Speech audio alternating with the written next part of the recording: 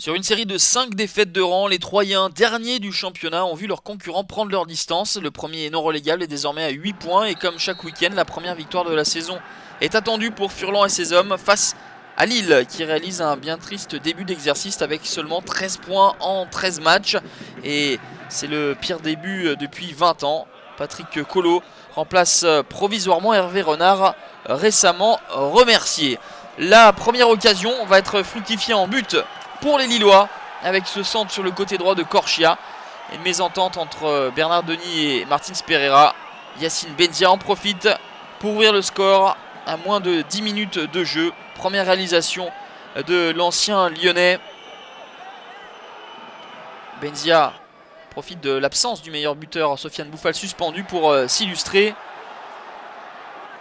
La 3 essaye de réagir, notamment sur coup de pied arrêté.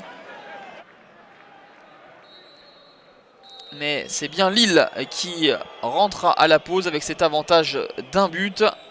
Les Lillois ont su marquer très tôt. 3, comme depuis le début de saison, propose des choses mais ne connaît pas une réussite en adéquation avec les efforts consentis.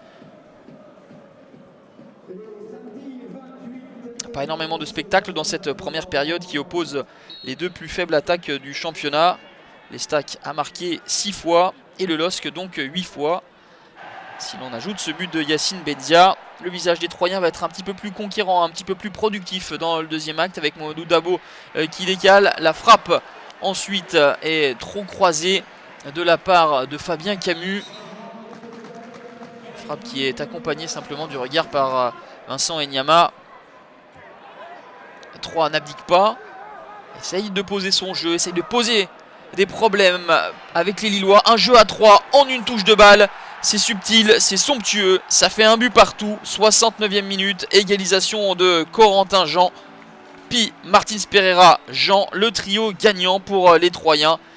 Et au bout de ce beau mouvement collectif, la deuxième réalisation de Corentin Jean, on le disait, lui qui n'avait plus marqué depuis la mi-août face à Nice. Mais passé cette égalisation, Lille va essayer de revenir, tout d'abord une tête, la réaction de Dabo derrière.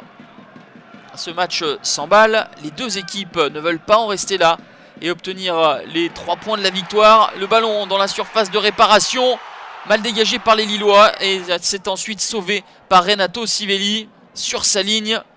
Lille va tenter avec cette frappe pied gauche de Yacine Benzia.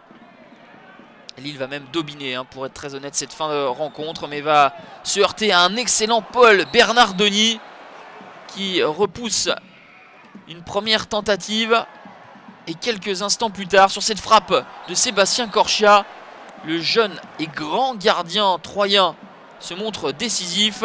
Et que dire sur cette frappe de Martin? Il est masqué, il est pris à contre-pied et parvient à se déployer du bon côté. Paul Bernard Denis a réalisé pas moins de 5 parades suite à l'égalisation troyenne. 1 partout, score final.